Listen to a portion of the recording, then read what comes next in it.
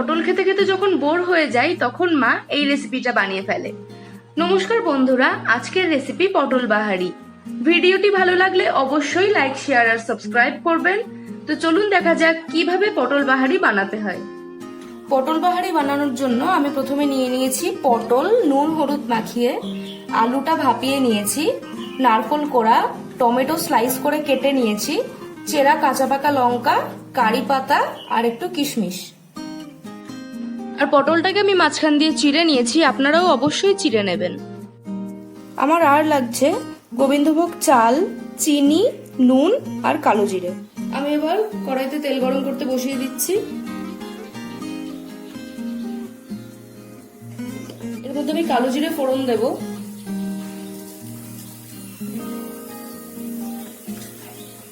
এবার আমি পটলগুলো ভেজে নেব।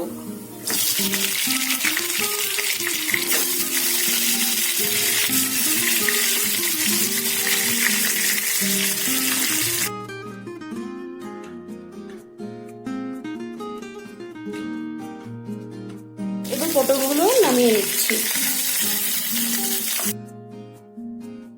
এই তেলের মধ্যেই আমি এবার কারি পাতাটা দিয়ে দিচ্ছি।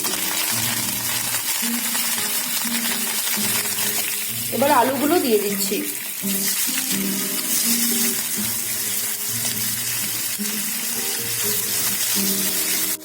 এবার গোবিন্দভোগ চালটা দিয়ে দেবো।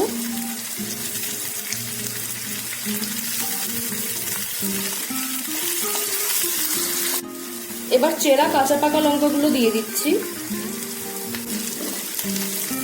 এবার এটাকে একটু রান্না হতে দেব। এবার এর মধ্যে নারকেল কোড়াটা দিয়ে দেব।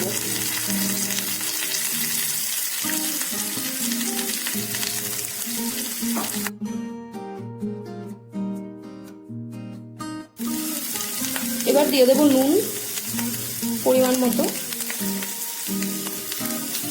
এবার হলুদ,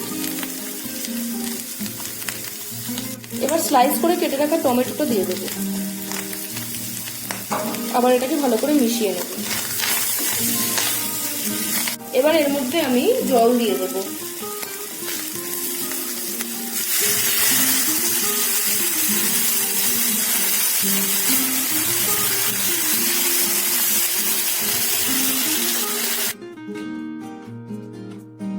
এবার আমি পটলগুলো দিয়ে দেবো এক এক করে।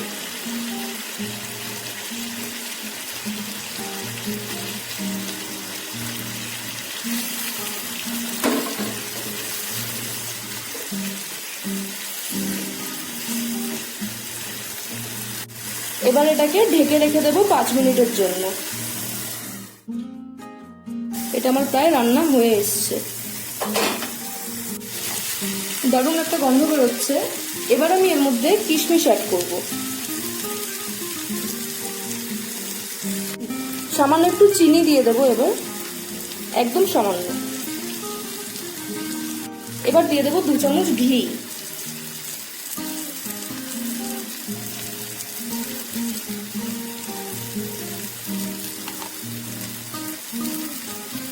এতে আমার ফ্লেভারটা দারুণ আসবে।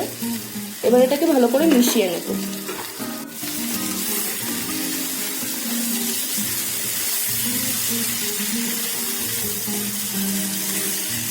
রান্নাটা একদমই ইজি, কোনো ঝামেলার কিছু নেই। এবার আমি একটুখানি গরম মশলা দিয়ে দেবো।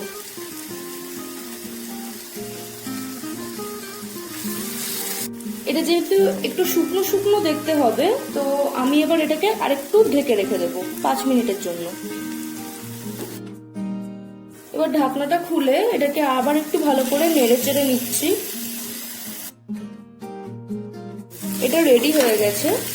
এবার আমি এটাকে নামিয়ে সার্ভ করে দেব। আমি পটল বাহারিটা লঙ্কা এবং কারি পাতার সাথে সার্ভ করেছি। খুব সহজ একটা রেসিপি, অথচ খেতেও খুব সুস্বাদু। আপনারা অবশ্যই আমার রেসিপিটা ফলো করে বানান আর আমাকে জানান যে কেমন হয়েছে। ততক্ষণের জন্য নিজে খান, সকলকে খাওয়ান। ওকে, টাটা।